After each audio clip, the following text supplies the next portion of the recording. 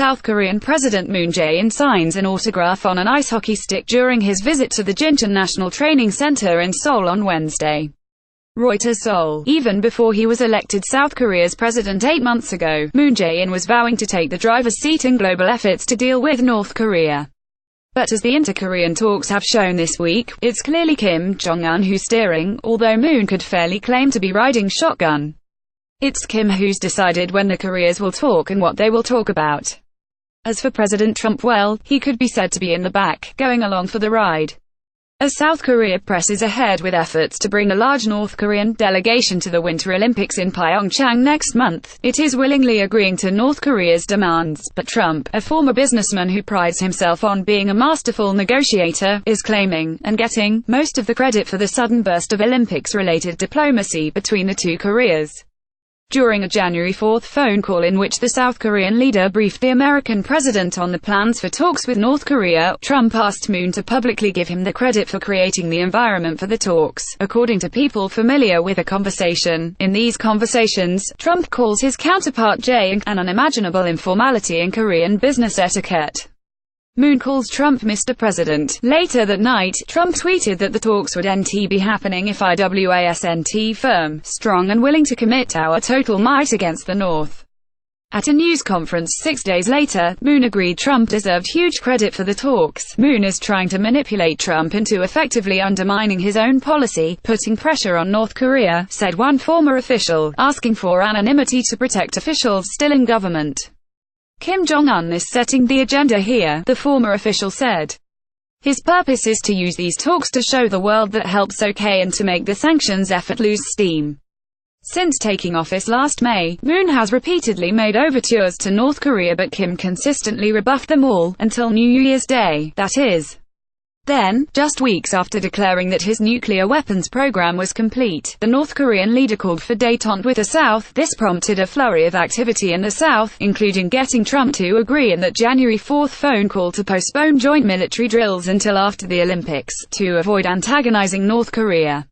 Further evidence of Kim's agenda setting. The first item for discussion this week involved the performances of a North Korean propaganda orchestra known for numbers such as Our Comrade Kim Jong Un. Then came the inclusion of a 240-member cheering squad known as an Army of Beauties, because these squads have previously been made up entirely of attractive young women, and have been immensely popular in the South.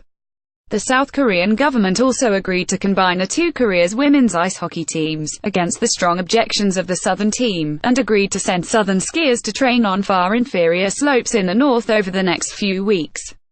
The concessions to North Korea have angered many South Koreans, with some publicly wondering whether they're the PyeongChang or the Pyongyang Games. More than 31,000 people have signed an online petition calling on the president's office not to combine the hockey teams. Politics should not be involved in sports. Is this a fair process? A just result, wrote one signer. A Realmeter poll published Thursday found that half of respondents thought the two Koreas should march separately under their own flags, while 40% supported this week's agreement that they should march together under a flag showing a unified Korean peninsula.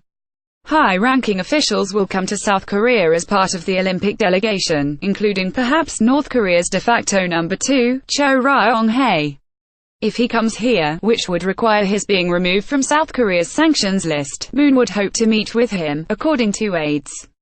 The Moon administration is trying to build trust with the North in the hope this will lead to talks about its nuclear weapons program, although Kim's regime has made it clear that this is not an inter-Korean issue.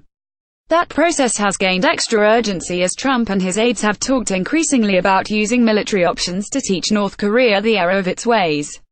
When our government has talked to the Trump administration, we have always emphasized that the Olympics can be an excuse for North Korea to come out for talks, said Kim Hong-gul, the son of former South Korean President Kim Dae-jung, who won the Nobel Peace Prize for meeting Kim Jong-il in 2000. Kim Hong-gul met the current North Korean leader at Kim Jong-il's funeral in 2011 and is an influential voice on inter-Korean relations in the ruling Democratic Party.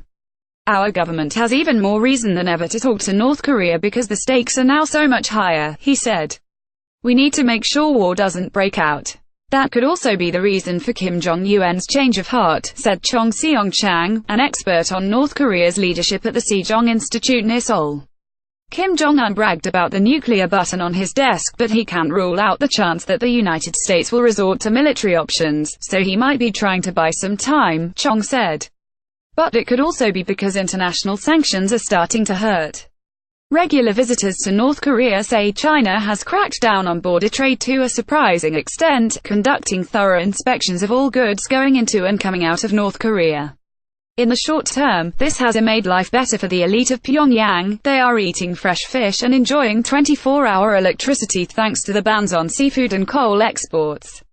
There are signs of stresses in the economy, including temporary blips in foreign exchange rates. The visitors say there are plenty of ways Moon's efforts could go off the rails. Immediately after the Olympics, South Korea and the United States are set to begin their postponed military drills, which in recent years have included practicing decapitation strikes on North Korea's leadership. Chan Young-woo, a hawkish national security advisor, said this short-term reprieve could lead to longer-term problems. Once all the diplomatic options have been exhausted, Chan said, Moon will have even fewer options left for dealing with North Korea that, analysts say, could embolden Trump aides like National Security Advisor H.R. McMaster, who argues that time for dealing with North Korea is running out. And it will be much harder then for Moon to flatter Trump into thinking otherwise.